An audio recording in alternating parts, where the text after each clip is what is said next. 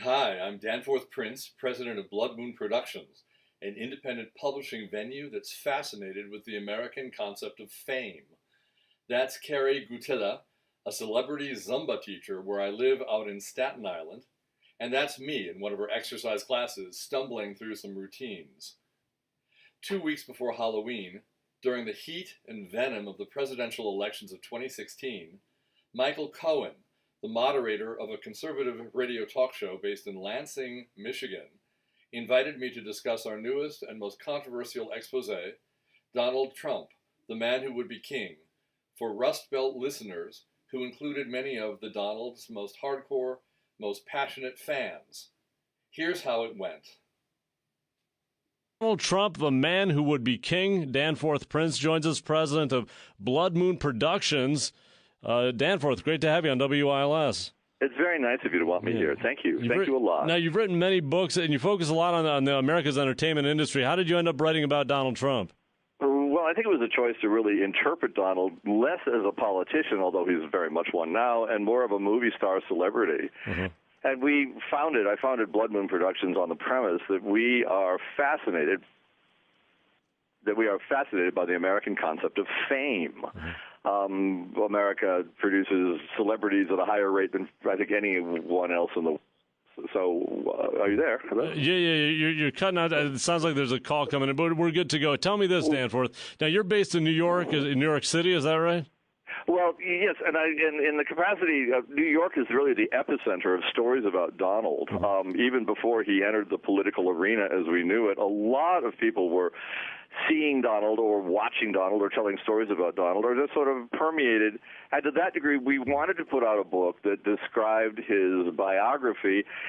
I think I'm a little tired these days of hearing the name of Donald Trump and suddenly there's a sound of shattering glass. What do you mean by that?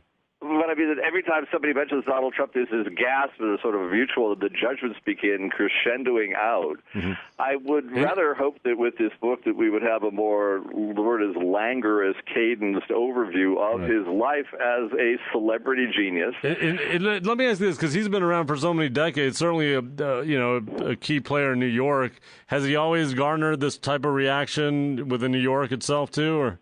No, I don't know. That's interesting. But he's often been in the news, and I think he's such an interesting reflection of the ills and the tension and the pain and the yearnings of an American society. I liked what Meryl Streep said at the entrance to the ending of the Democratic convention. Maybe some of you watched it, I don't know. But she said we must not trivialize the pain and the sorrow of the declining middle class and their feelings of having been marginalized. Okay. And I hope that whoever wins the election, those feelings will be perpetuated into the new administration. If it's Hillary, hopefully she will have listened to some of the complaints of the Trump campaign. Danforth Prince, the author of the brand new book, Donald Trump, the man who would be king. Is there anything that's mysterious or the public doesn't really know about Donald Trump at this point, in your view? Well, just a moment of frankness.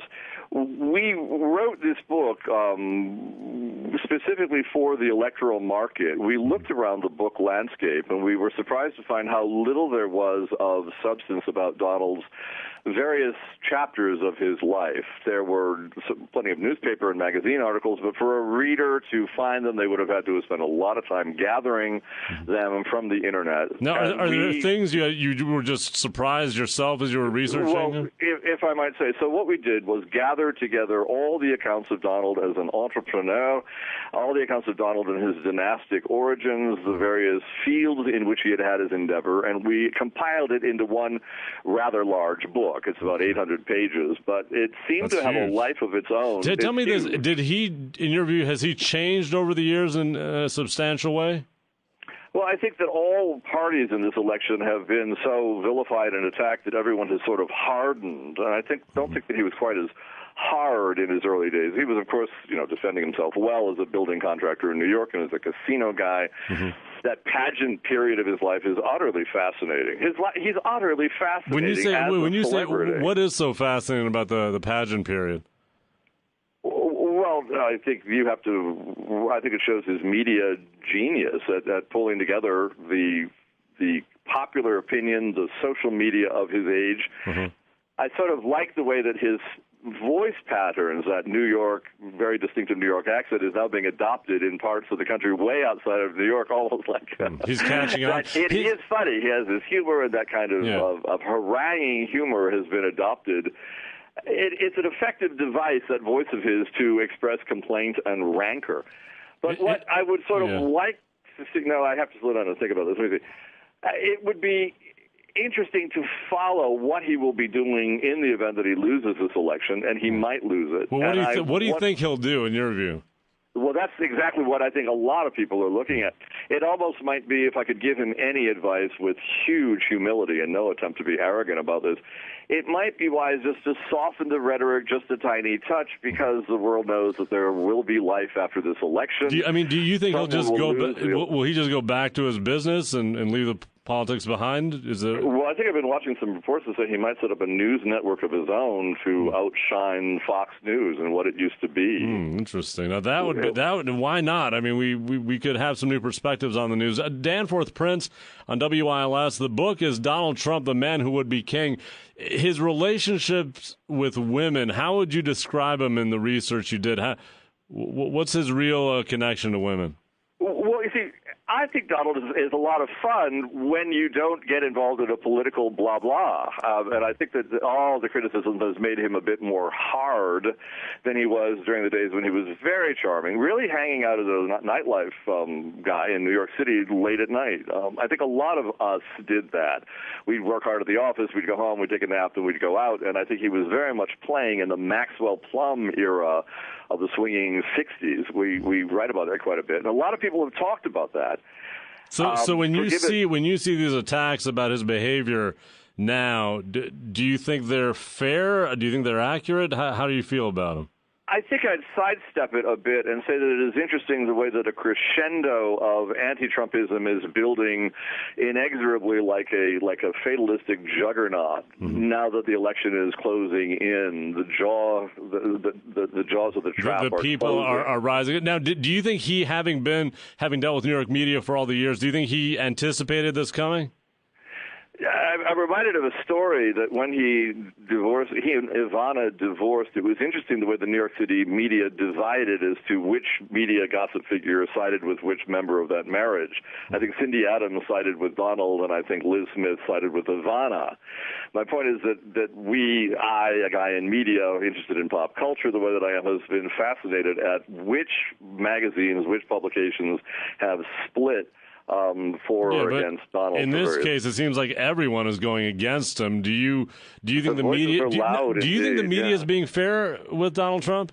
Oh, I don't know. That's up to you guys to decide. I mean, the whole issue of the emerging feminism is trickier than Little Me Can Bear. What we really wanted was just to put out a celebrity biography of a man whose energies reflected the pain, the sorrow, and the frustration of post-recession America.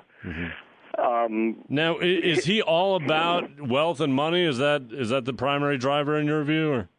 Well, I'm not clever enough to decipher the inner workings of his soul, but indeed he is a rather aggressively driven kind of guy. His definition of success seems to be rather focused on the external trapping. I wouldn't think he's a candidate for a monastery somewhere. But I think that New York is a city of people like that. I mean, they're all, a lot of tarantulas live in New York City. Is he loved in the city in general, in your view? Well, all I know is I put out this book, and I go off to my tough, macho, outer borough, I live in Staten Island, gym, and I'm suddenly treading about as carefully as I were if I were in France in the overtake of a war. People are getting very polarized, and I'm not rushing out. I have friends at the gym. I talk about the books we're presently doing, and we do a lot of books at Blood Moon Productions, and our future is not going to rise or fall based on this Trump book. I also think the whole world is really rather tired of books on Donald Trump and commentary on Donald Trump, and I don't think a lot of people are going to be changing their minds prior to the election. I think everybody is concretized and set. And perhaps it might be the gentle, wise thing to imagine how they all are going to play it when the elections are over. Life will go on. In your view, with his media experience, is he manipulating the perceptions of him in any way? Of himself? Yeah, by the media. Oh, I think that his entourage would be happier if they could contain him more for an ability to manipulate and maneuver him. I don't think any of them can really contain him. But therein lies his fascination. Therein lies his charm. Was he always like that over all the decades? The same? Oh, sure. Oh, sure. I do believe it, sure. He basically spoke his mind no matter what the situation was? I think that's why so many people found him so fascinating. Mm-hmm. Yeah. I would find him difficult to work for, but I wish luck to all his handlers. My God, they must have a job. Oy vey. Yeah. The book, Donald Trump, the Man Who Would Be King, Danforth Prince, the author, president of Blood Moon Productions. In all the books you've written, how would you compare the attention this one has gotten to the rest? Well, I would love to tell you that the book is flying off the shelves, but I think that the world is oversaturated with Donald books. Where our book is different is that we have tried to play him as a social phenomenon and take out some of the tisking about all the politics stuff. I mean, again, what I keep hearing every time I hear Donald Trump's name now, I hear the sound of broken glass. I think the challenge of America is to sort of heal its wounds, recognize the valid points that Donald Trump's supporters brought to the political debate, and get on with the definition of how we're all going to get along with one another when the elections happen. Right. Well, we have to lower this anger level. It's all too much. It's getting tiresome. Danforth, thank you very much. Oh, thank you so much. Thank you. 1320 WILS. We're back tomorrow. Have a good night. Bye-bye. Mid-Michigan's more compelling talk radio, 1320 WILS, Lansing, and worldwide at 1320WILS.com.